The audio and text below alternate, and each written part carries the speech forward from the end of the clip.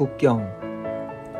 나는 2015년 6월 22일부터 27일까지 우리나라의 여러 선후배 동료들과 함께 중앙일보가 주최하는 평화 오디세이 2015 행사에 참가했다.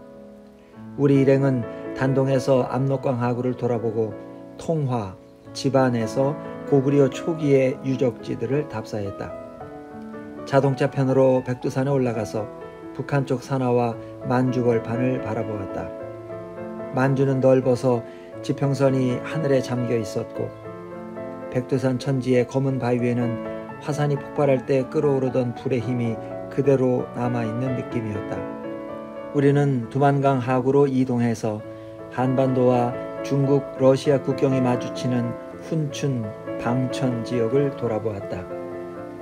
여러 선후배들이 아침 8시부터 세미나를 열어 광복과 분단 70년의 역사적 의미를 성찰했고 평화와 통일의 방안을 모색했다. 이동 중인 버스 안에서도 토론은 뜨겁게 전개되었다. 말들은 무성했으나 70년이 흐른 뒤에도 우리는 여전히 조국의 강을 건너갈 수 없었고 달리는 버스 안에서 목을 길게 빼서 건널 수 없는 저편을 바라보았다. 사람과 소와 개와 마을들이 너무나 가까워서 슬프고 답답했다. 나는 육군에서 제대한 지 40년이 넘었는데 내 아들보다 훨씬 어린 북한군 병사가 보초를 서고 있었다. 분단 70년 동안 판문점에는 얼마나 많은 헛된 언어와 불신과 증오가 쌓여갔던 것이며 첨단 무기로 서로를 겨누어가며 또 평화와 통일을 말해야 하는 이 모순을 언제까지 감당해야 할 것인지는 난감했으나 조국의 강은 그 깊은 협곡과 넓은 들을 자유롭게 굽이치고 있었다. 이 무서운 적대 관계의 뿌리가 대체 무엇이었길래 70년의 세월이 지나도 남북은 동족과 조국 산천의 이름으로도 화해할 수가 없는 것인가. 적대 관계의 70년은 너무나 길어서 이제 분단은 일상의 질서와 정서로 고착된 것이 아닌가 하는 위기감을 안고 돌아왔다. 철조망이 끝없이 강을 따라왔으나 강물은 합치고 휘돌면서 기어코 제 갈 길로 흘러가고 있었다. 큰 강은 스스로 자유로웠고 역사는 산천 앞에 부끄러웠다. 이 부끄러움 안에서 희망의 어린 싹이 돋아날 수 있기를 나는 강에게 빌었다. 여행에서 돌아와 내 어수선한 잡감을 글로 쓰려 하니 북쪽의 커다란 산하가 그만두라고 한다. 압록강에서 서해로 유입되는 강물은 연간 1200억 톤이다. 나는 숫자를 옮겨 적을 뿐 이 물량의 규모를 상상하지 못한다. 압록강은 이 하해와도 같은 물의 23%, 280억 톤을 쏟아내고 한강이 16%, 금강이 6%, 황하가 40%를 차지한다. 서해는 한반도와 중국 대륙 사이에서 오목하다. 밀물 때 서해의 힘은 북진한다. 물의 세력은 북쪽으로 갈수록 강력해져서 연안에 넘치고 바람 안에 후미진 구석까지 가득 찬다. 그때 바다는 부풀어서 대륙을 압박하고 고깃배들은 물의 힘에 올라타서 폭우로 돌아온다. 밀물 때 강들은 하구를 열어서 바다를 받는다. 조국의 강들은 남쪽부터 영산강, 동진강, 만경강, 금강, 한강, 대동강, 청천강 순서로 열리는데 압록강 하구는 조차 4m의 힘으로 바다를 받아들여서 먼 산골까지 바다의 기별이 닿는다. 강이 바다를 받아들이는 물리 현상을 과학자들은 감조라고 하는데 나는 이 단어에서 산맥과 바다가 붙고 엉키는 조국 산하의 관능을 느낀다. 압록강은 이 관능의 북단이다. 나는 1948년 분단된 한반도 남쪽에서 태어났고 그 자리에서 벌어먹고 살다가 늙었다. 이 운명은 내가 선택하거나 기획한 것은 아니었다.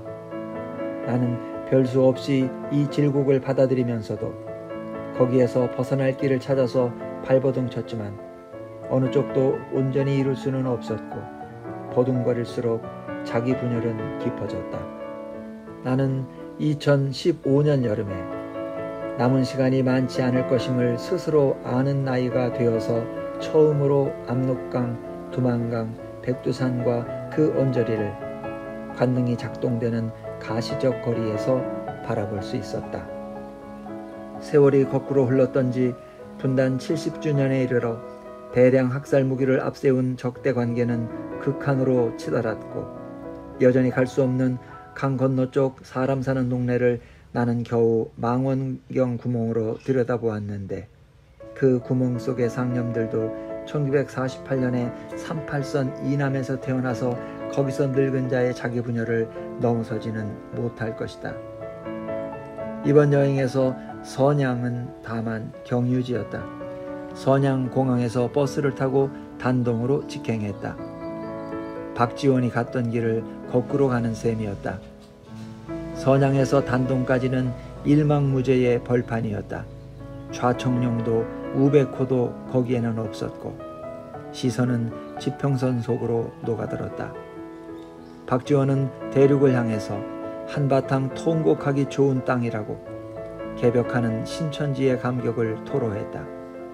그의 통곡은 살아있는 인간의 몸과 대지와의 교감을 보여주는데 아마 그 교감과 트임은 몸으로 걸어서 대륙을 건너가는 자에게 가능할 것이고 고속도로를 시속 100km로 달리는 버스 안에서는 걷는 자의 대지로부터 오는 직접성의 축복은 불가능해 보였다.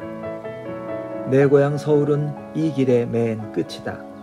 선양에서 단동으로, 단동에서 압록강을 건너서 의주를 따라서 남행하면 그 길의 맨 끝, 서울 서대문구 현저동 고가차도 밑에 영은문의 주춧돌 한 쌍이 남아있다. 단동으로 가는 버스 안에서 나는 내 고향 서울의 영은문 주춧돌을 생각하고 있었다.